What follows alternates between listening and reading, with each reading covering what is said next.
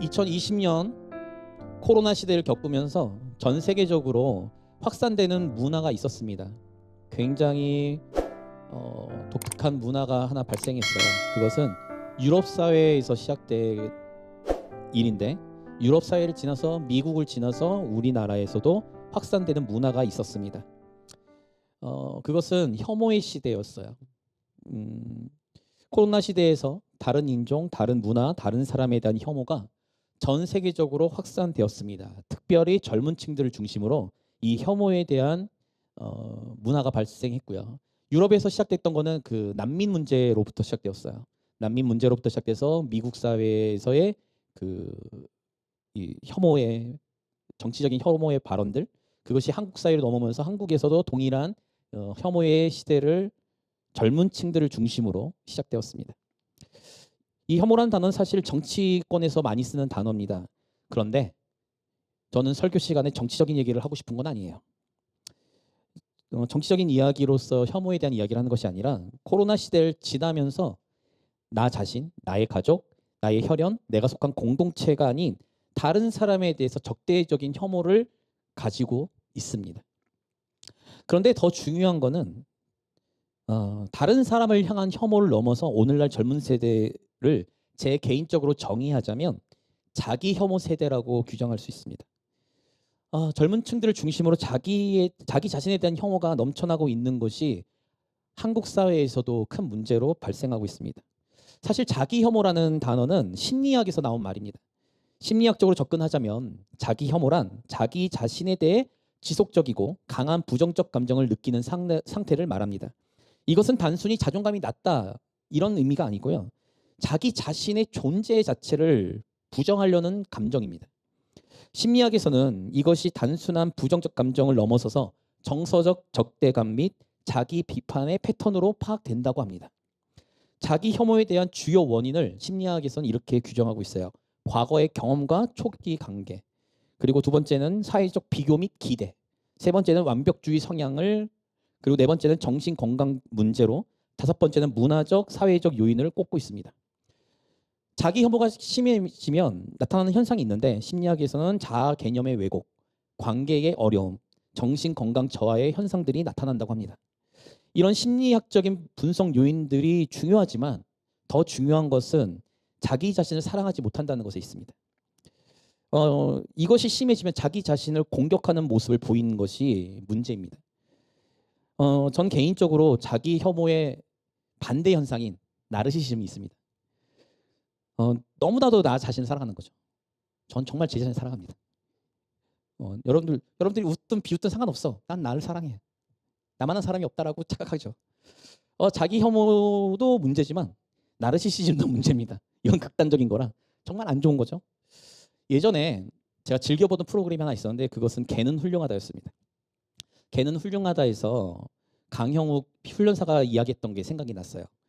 동물들은 자기 자신에 대해 정체성의 인식을 하지 못한다고 합니다. 그래서 거울에 비친 모습이 내 모습임에도 불구하고 다른 개체로 인식한다는 거예요. 그래서 거울 보면서 강아지들은 짖기도 하고 고양이들은 굉장히 적대적인 모습을 보이기도 하죠.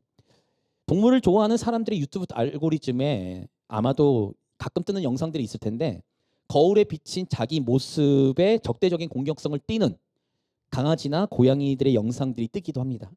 이것을 보는 우리는 굉장히 우습죠. 왜냐하면 거울에 비친 모습이 자기 모습인데 다른 개체인 줄 알고 막 적대적으로 나오는 모습을 보면서 우리 인간들은 보면서 막 웃죠. 깔깔대고 웃습니다. 그런데 그들은 아니에요. 그 동물들은.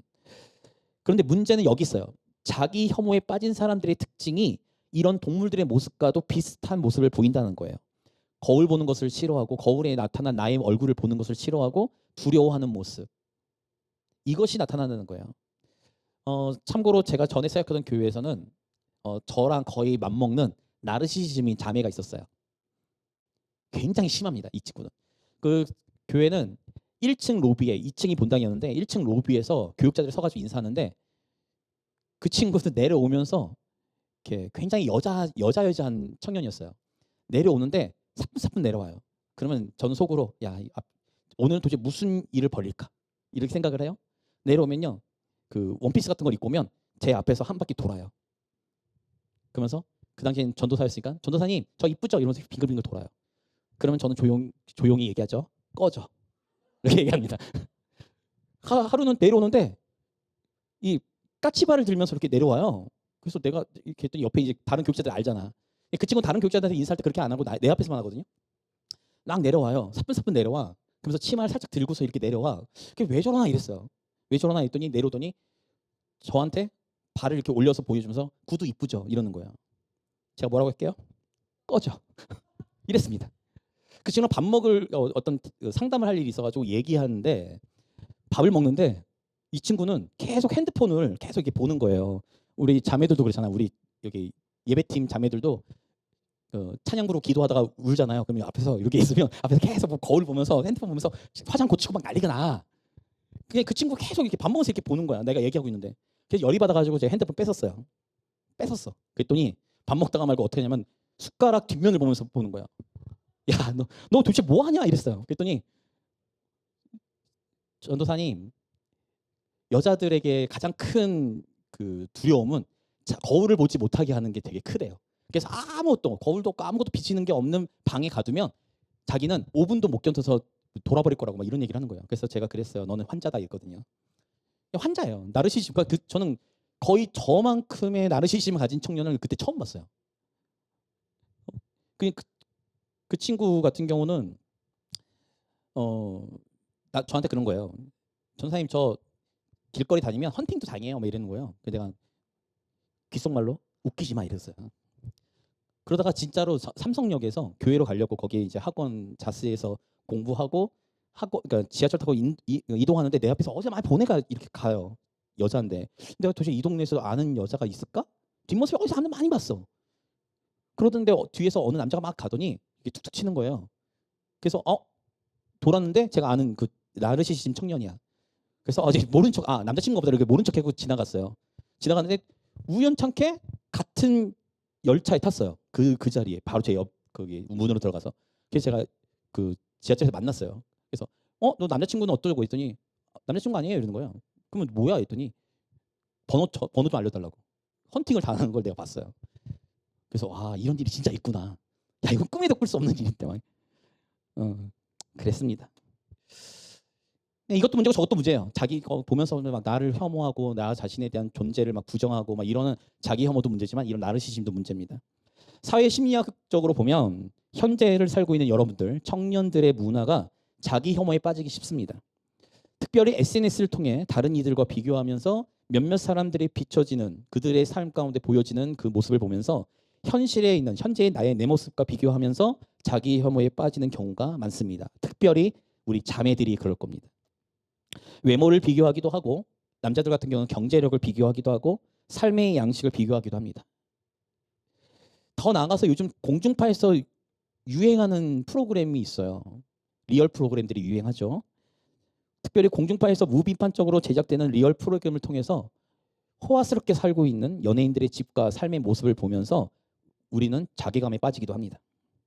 나보다 잘난 사람, 나의 상황보다 나은 사람, 내가 부러워하는 사람들을 보면서 비교하게 되는 거죠.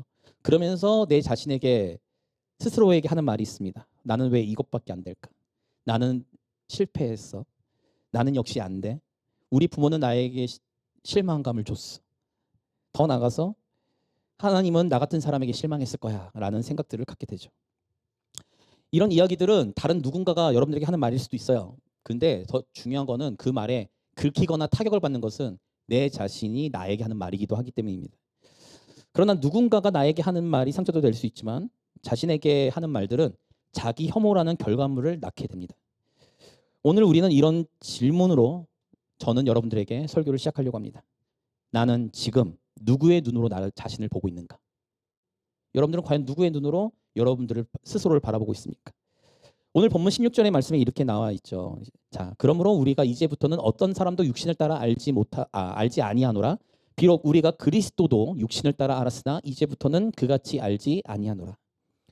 이게 이제 성경은 사실 구어체라, 그러니까 그 고전어잖아요. 오래된 말이니까 한국말이어도 잘 이해가 안 되죠.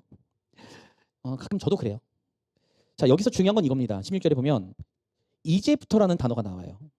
이제부터라는 단어. 이 표현은 우리가 국문학적으로 보면 우리의 태도의 전환을 이야기합니다. 나 이제부터는 이렇게 할 거야가 바울이 이야기하는 거예요. 그게 뭐냐? 육신을 따라 알지 않는다는 표현을 합니다. 바울은 어떤 사람도 육신을 따라 알지 아니하노라. 이 말을 좀 어렵죠. 이 말이 무슨 말인가? 그래서 이 말에 대해서 우리가 좀 생각을 해보면 육신을 따라 알아간다, 본다는 것은 이거예요. 성과로 나를 평가하는 것이에요. 때로는 과거의 실패로 나를 규정한다는 것을 말합니다. 때로는 타인의 시선으로 나를 판단하는 것을 의미합니다. 더 나아가서는 자기 자신의 기준으로 자신을 평가하고 판단한다는 것을 의미하기도 합니다. 더 나아가서는 사회적 다른 사람들의 시선으로 내가 나 자신을 평가한다는 의미도 됩니다. 우리가 자꾸 착각하는 것이 있어요. 내 자아상, 나의 정체성, 나의 삶, 나의 생명, 나에게 주어진 모든 것이 내 소유라고 생각하는 것입니다. 물론 완전히 틀린 말은 아니에요. 그러나 우리가 알아야 될 것은 우리는 평가자가 아닙니다. 우리는 판단자가 아니에요. 여러분들이 여러분들의 삶을 판단하는 것이 아닙니다. 이것을 알아야 돼요. 우리는 다른 사람들의 삶을 평가할 수도 없어요. 그리고 그들의 삶을 판단하고 재판할 권리도 없습니다. 그 모든 권리는 오직 하나님에게만 있어요. 이사야 33장의 말씀을 보면 이렇죠. 대저 여호와는 우리 재판장이시오. 여호와는 우리에게 율법을 세우시니요. 여호와는 우리의 왕이시니 그가 우리를 구원하실 것임이라. 재판장이시고 기준인 율법을 세우셨고 그것을 통치하는 왕이신 분은 오직 하나님밖에 없습니다.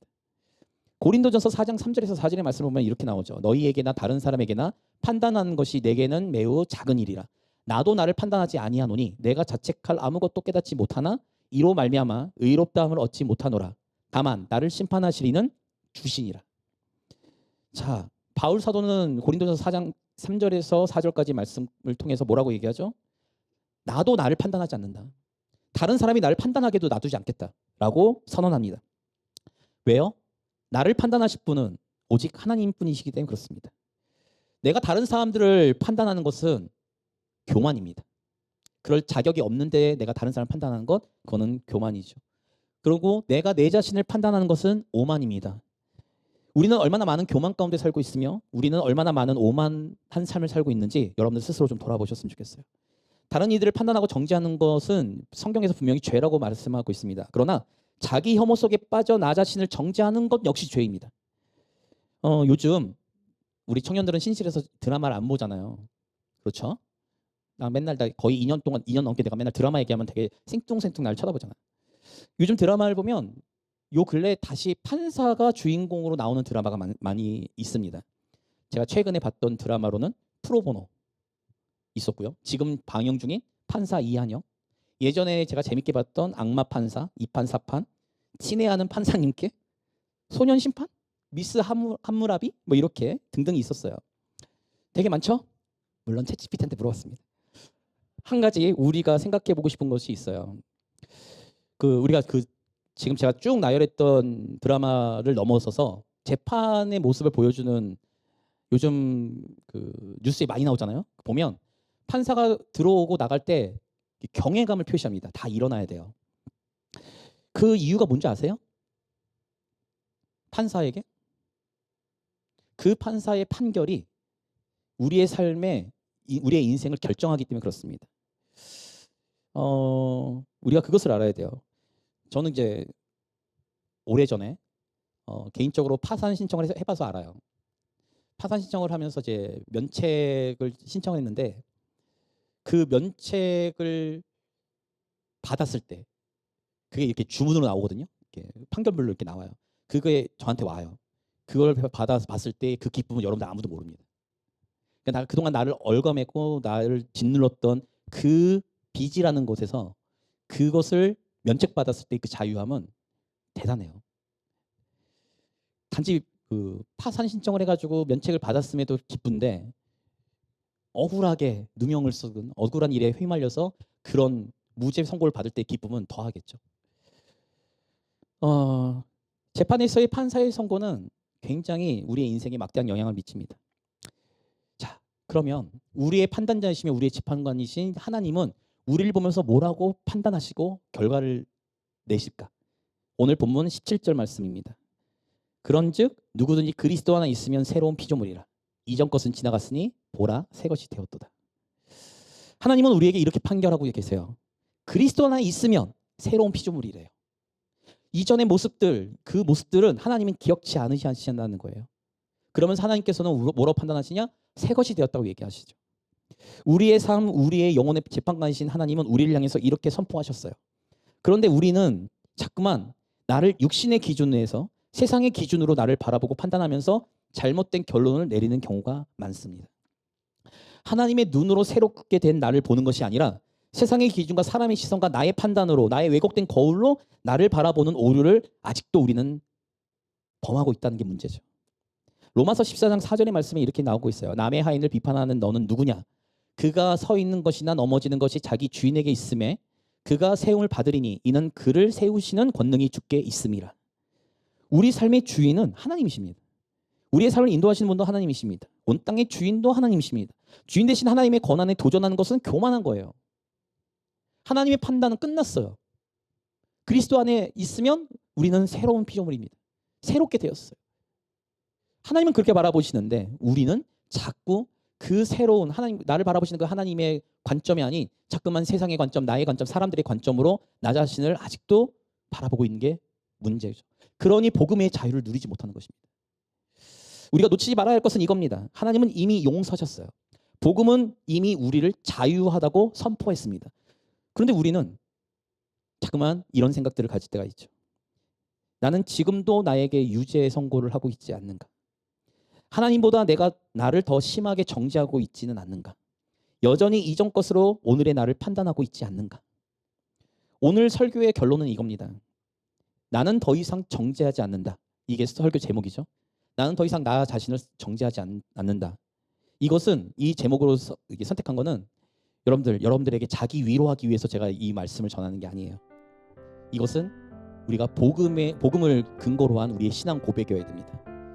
나는 여전히 부족할 수 있어요. 나는 여전히 실패할 수 있어요. 나는 여전히 연약할 수 있어요. 나는 여전히 죄를 지을 수도 있어요. 그러나 더 이상 나는 나를 재판하지 않는 거예요. 왜냐하면 이미 십자가에서 우리에 대한 판결은 끝났기 때문에 그렇습니다. 자기 혐오를 멈추는 것이 설교의 목표가 아닙니다. 여러분들 자기 혐오를 멈추세요. 이 얘기를 하고 싶은 게 아니라 복음 안에서 나를 다시 바라보는 믿음이 오늘 설교의 목표입니다. 사랑하는 청년 여러분, 설교 위에 우리는 이렇게 고백해야 됩니다. 나는 완벽하지 않습니다. 그러나 나는 더 이상 버려진 존재도 아닙니다. 나는 여전히 성장하고 있습니다. 그러나 더 이상 나는 나 자신을 정죄하지 않습니다. 이런 믿음의 신앙의 고백을 하는 우리 손석희 청년들이 되기를 주님의 이름으로 축원합니다.